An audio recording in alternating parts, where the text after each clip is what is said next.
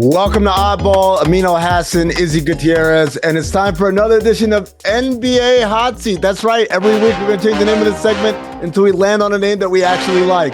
This is the segment where we deep dive on one NBA team and take an expert and put them under the spotlight. And today we're talking about the first place Cleveland Cavaliers. So we decided to go right to the source, a guy who won the only title in Cleveland Cavaliers history.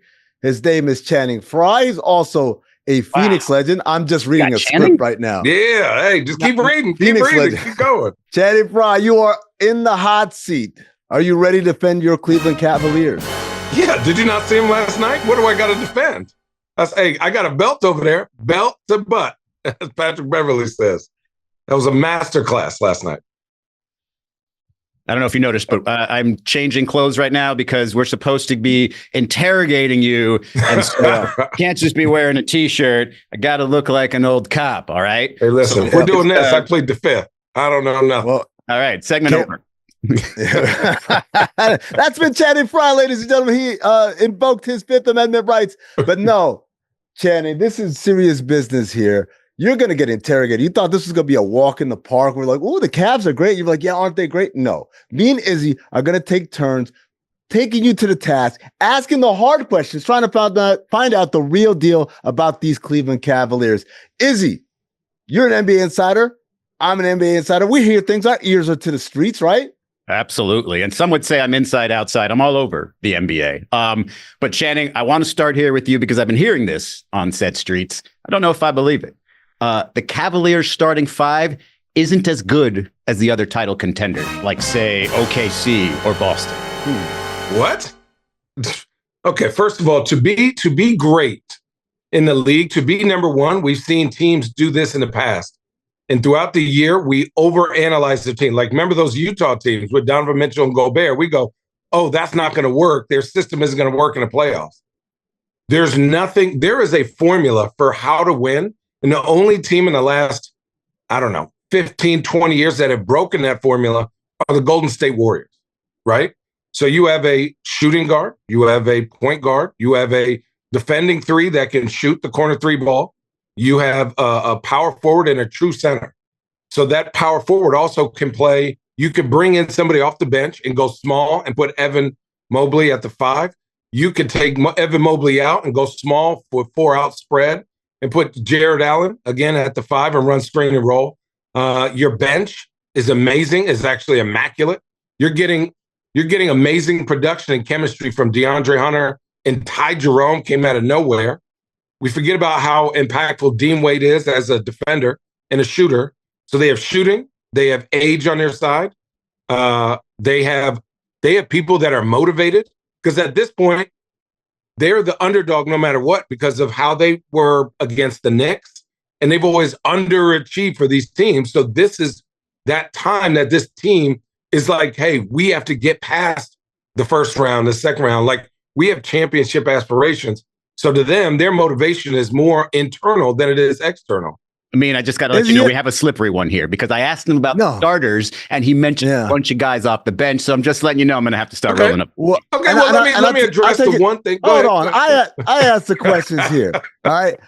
This is the other thing he did, which is really interesting. Erase all the names he said. Think about all the accolades and platitudes he put out there. Sounds like he describing the Oklahoma City Thunder to me. We talk about a four who could play a versatile four, a true five. You're talking about a great bench. You're talking about a great play out of the point guard, shooting guard. You sound like you're talking about the Thunder.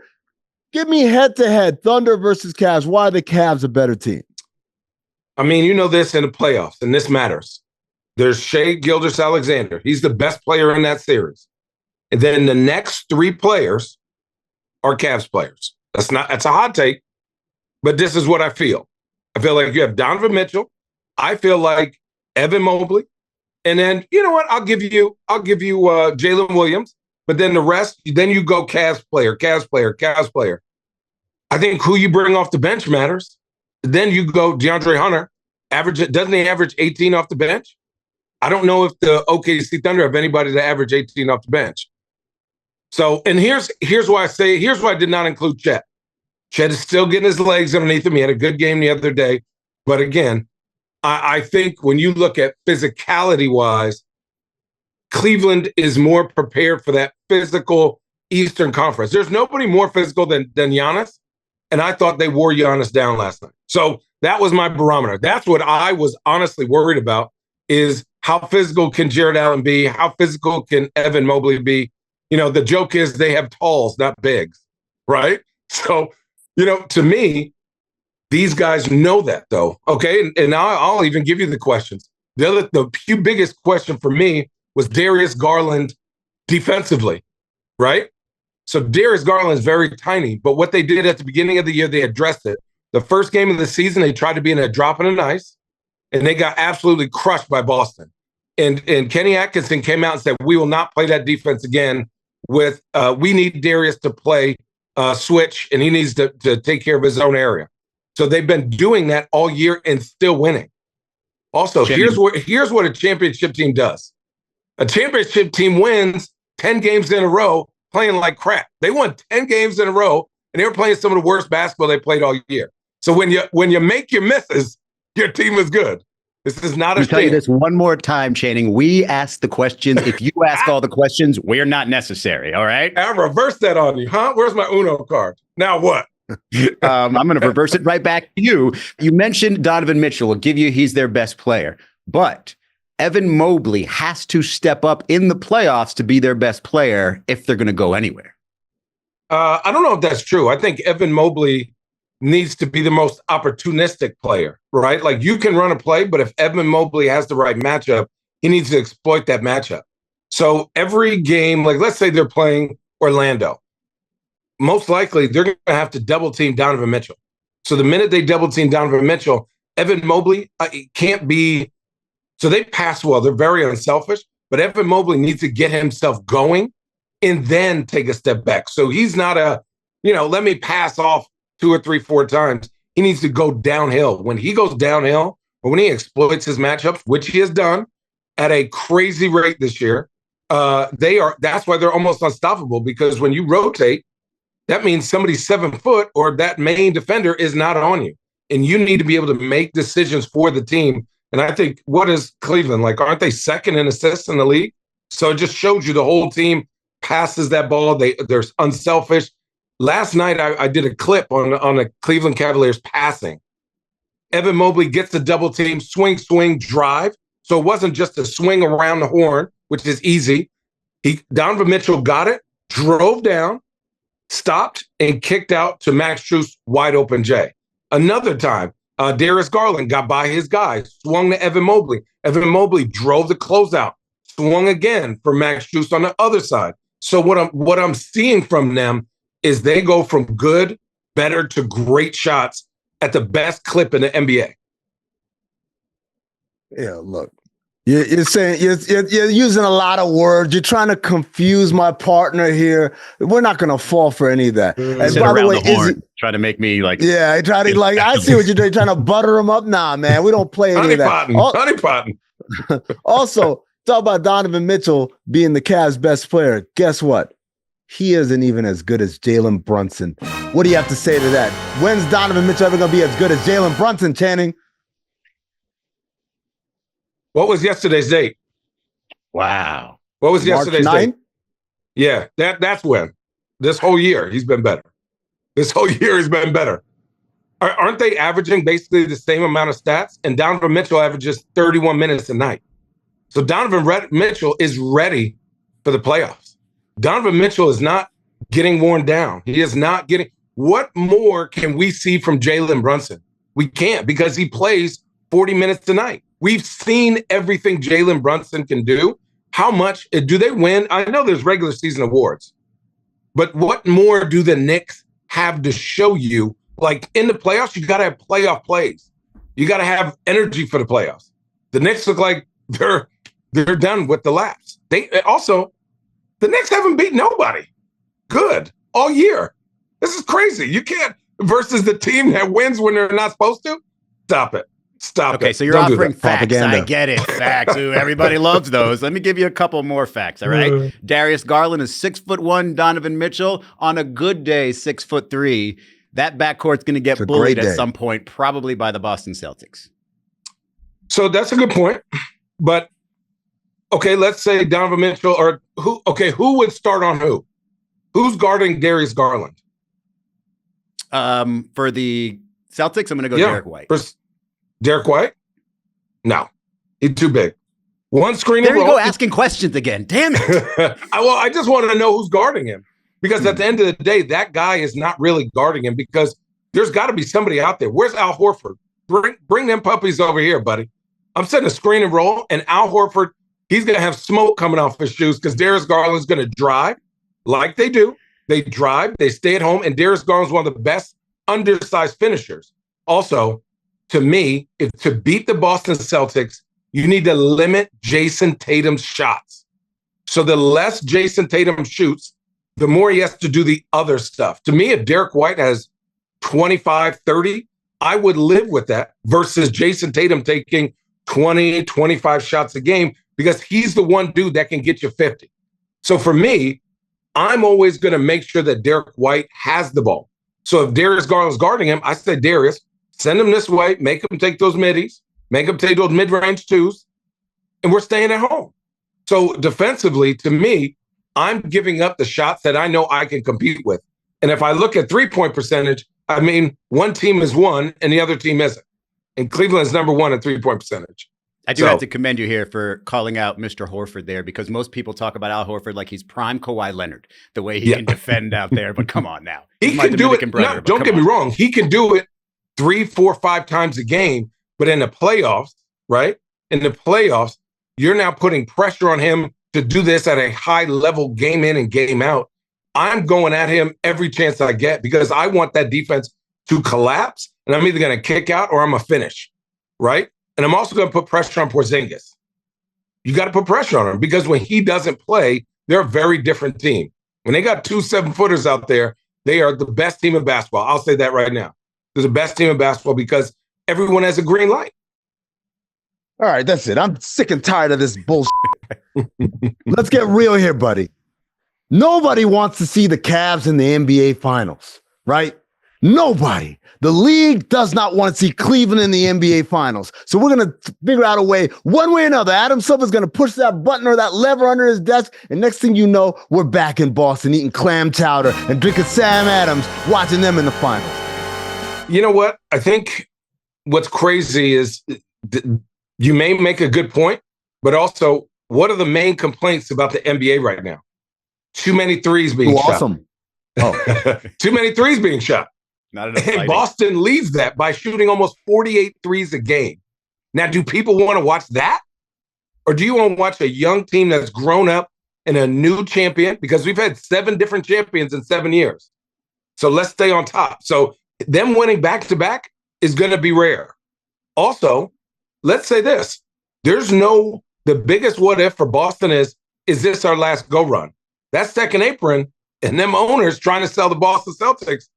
Hey, you got to blow that up sometimes. That check they writing is getting pretty big. So these dudes ain't going to say, oh, if we win this year, is this it? So they're looking over their shoulder like, damn, you guys might be gone next year. Where the Cavaliers go, okay, we can run this back 3, 4, 5 years based on our salaries, based on what we got. So that's the what if for me in Boston, huh? Channing, real quick, stay into this year then, because you want to talk about your starters so much. About your bench players so much. DeAndre Hunter. Did they overpay for him at the trade deadline? Didn't need him. Overpay? What were the Hawks doing? That's what the streets are saying. Man, listen, we listen to this. I don't know what street you were at the Avenues, because the streets say, what the hell were the Hawks doing? Okay? What were the Hawks doing? This dude, you basically gave a championship. Like, if Luka hadn't happened, we would be talking about that's the craziest trade ever. To give a team that caliber of player. And so now you can start Max Strus, right? And then bring in the lineups that they can do with DeAndre Hunter. And the fact that he is consistently giving you 18 to 20 points off the bench. And you start to add that length, the defensive mindset. We talk about Boston. Imagine, okay, let's say Max Strus starts on Jason Tatum. Then you bring in, let's say, Dean Wade. Then you bring in DeAndre Hunter. Then you switch and say, Evan, let's say he gets hot. Then you put Evan Mobley on him. To me, 1 versus 4 always wins out. Over the course of a series, 1 versus 4 wins out, which I went to the Boston-Miami series, and the reason why they wore Boston down was he couldn't get a read on who was guarding him. He kept trying to pick certain guys, but the one guy would stay on him 6 minutes, another guy 3 minutes, another guy 4 minutes. So he never got his read on any of them, and it took him a while to really get going because he didn't know who was guarding him or how they were guarding him. We clearly need a break here because Channing has now choked up and he's mentioned Dean Wade twice when talking about a championship team. Stumbling over his words. Let's take a break and get him some water. No, On the other side, we'll be back with more questions for Channing Frye.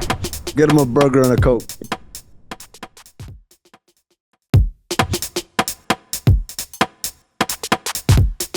All right, we're back to Oddball. We're back to the hot seat. We're back to the person of interest. I'm not gonna call him a suspect. Person of interest, Channing Frye. And Channing, I hear all year long, what a great job Kenny Atkinson has done. Oh, Kenny Atkinson's such a great coach. Oh, guess what? The real reason? He's a silver spooner. They gave him a team on a platter. They threw my man JB Bickerstaff under the bus. Guess what? He went to Detroit. That team won 14 games last year. Look at how they're winning. All of what's happening right now in Cleveland is JB Bickerstaff's doing, not Kenny Atkinson. Ain't that true? Hardly. Right? But when you take a young team and you rebuild culture, sometimes you over, and JB's my guy, and I love Kenny Atkinson as a coach. Sometimes your voice runs out in that locker room, and they need a new voice. And so T. Lue was a silver spoon guy, and we won a chip. So for me, I just think Kenny Atkinson came in at the right time. I don't know if it was as much him, as much contracts, maturity. You know how guys act differently once they get families, once they get their contracts, once they know that, hey, this is where I'm going to be the next 3, 4, 5 years. They believe in us, right? All that talk of, is this going to work and blah, blah, blah. Kobe has done an amazing job of adding the right vets. And every year, Kobe Altman, and literally just piece after piece. And you see, oh man, that guy's a Cleveland guy. Or, oh man, how did they get this guy? Or, oh man, they're believing in Evan Mobley. I think Kenny Atkinson just came in at the right time. And what he did was he encouraged them and gave them the speech of like, guys, we paid you. Go be free. Look at all this work you're doing. Go be free within that offense. And then honestly, maturity set in for Donovan and Darius and Evan to go, guys, we can't do this. Like, Donovan can go get you 50 a night, but that ain't going to win. He used to do that in Utah, and that what happens in the playoffs, he gets double teamed, and nobody has a rhythm, and nobody knows to make plays, and the team doesn't feel involved, and they just watch him play basketball. This year, I feel like he said, hey, I could be a facilitator. I don't need to average 30 or 40. I could get 25, and we win by 30. Last night, look at that. What do you have last night? 19? He barely even played. And they put the whooping on Milwaukee. Channing, I was just checking, and our system says I was actually on the corner of the avenue and the street, so I was hearing from everybody. And what I also heard was that there's a very strong feeling that the NBA champion will come from the Western Conference this year. Your thoughts? No. Next question. So here's why I say no. OKC struggles against teams that can out-rebound them. Cleveland is number 1 at rebounding. If you watched that game a while ago, OKC was playing a battered Minnesota team without Julius Randle, and then Anthony Edwards had a bad game, and they basically played their bench guys on a back-to-back, right? So it's a small case study, but I want to see the games that OKC loses is because they get out-rebounded. I think when you look at them, yes, they have Shea, yes, they have a really great team, but the size of Cleveland and the fact that they rebound, so you're only getting one shot, is a lot. And I think Cleveland is number 1 in points per game. So you're going to get more opportunities to go shoot the ball, to put the ball through the hoop, and then set your defense with, I think Max Strus is 6'8". So you start like 6'8", 7 foot. That's a lot. And defensively, I think you just double team Shea and say anybody else. Not supposed to make this personal here, Channing, but you're hitting Amin right in the heart with the OKC hate. I think he's coming at you hard. There's here. no hate. I think OKC is a great team, but let's be real. If OKC plays the Lakers, What team do you have? Amin. You know what? We kind of got off on the wrong foot. Tums? No, I actually do. I didn't have heartburn last night. It was actually great. Okay. Too much breakfast flan for you. Yeah. Hey, look, Channing's a good guy. He's a nice guy, isn't he? We like Channing. Seems He's like a good guy, right? He means well. So that's why I'm going to ask him a question that goes beyond Oklahoma City, Lakers, Denver, all that talk. Me and you. You don't have to, no one else here. Don't ignore the cameras and the microphones. If this Cavs team played against the 2016 Cavs team in a 7-game series, they would beat the brakes off of your old ass. Not a chance. On God's green earth. Not a chance. Whoa! What happened? Oh, not a chance. Why do you say that? Because the Cavs don't have a bully. And bullies. Which Cavs? This Cavs team doesn't have a bully. And at the end of the day, we had a bully. We had two. We had Braun and Kyrie. And at the end of the day, we're going to get a layup. Evan Mobley, you're great. You ain't guarding LeBron like that. And also, if you think about the shooters we had, we were a better shooting team than this team. They just get more chances. I think we were more physical. We're a little older. This team is great, but there's only one team that's done one thing ever in the history of basketball. So until you tell me it's the Bulls, then I'm not going to say it's the greatest championship of all time. You could argue this is entrapment, but we got you here because the current day Cavs traded away their bully and George Niang. Instead, they got DeAndre Hunter over here, not bullying, scoring a ton, not bullying. What do you say to that? No. I mean, bully by your. Here's the thing that I look at when you look at playoff teams. I don't care how Denver looks right now. I don't care how the Lakers look right now. In the playoffs, you need to score so you can set your defense. And at the end of the day, if you got somebody who is bigger than the other person, they're going to get a layup. They're going to rebound the ball. They're going to put pressure on your defense. And that is the one thing the Cavs don't have is a true physical bully. Now, Donovan Mitchell is still small and he can get downhill, but he ain't 6'9", 270. He ain't 7 foot, however much Jokic weighs. His weight is, whatever. They don't have a Luka. We've seen what Luka could do with him and 4 bottle caps. He gonna beat the Clippers. Right? He gonna beat 3 teams by himself. He just need to get in shape. But other than that, dude, this team just doesn't have a bully, and neither does Boston. And so when you start bullying there, but you stuck the landing. This guy right here, he's pissing on me. He's telling me it's raining out here, and saying, "Oh my God, it must be pollution or something." I don't have to fall for it. It's just like I don't have to fall for the Cavs colors being wine and gold.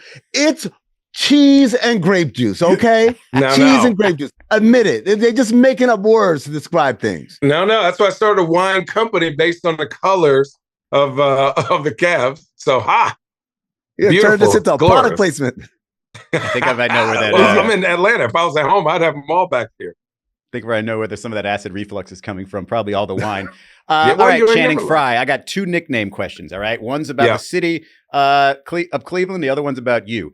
True or false? Believeland is a corny nickname.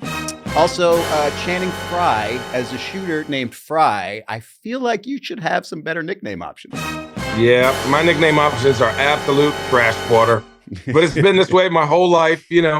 I was the original. They used to call me C Murder back in 6th grade. I lived a life of crime. And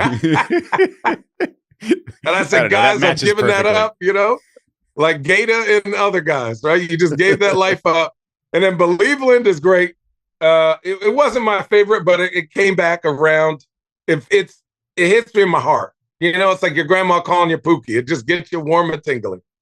Were you mad that Gilbert Arenas took Hibachi? Because that felt like it should have been a good one. No, that was great. Hey, Gilbert Arenas was cooking. I was there when he gave Stephon Marbury 34 and a half. And I was like, woo, we're good. We got 10 seconds or less right here. I want you to answer this question once and for all. The Cavs win the 2016 championship if Channing Frye wasn't on the team. No. Yes or no? No. What did you do? What did I do? Who's your favorite team? I probably gave him 20 off the bench. Woo. Listen, I wasn't LeBron or Kyrie. I had my chance. And when I had my chance, it's barbecue chicken alert. So talk your shit, you gotta do what you gotta do all day long.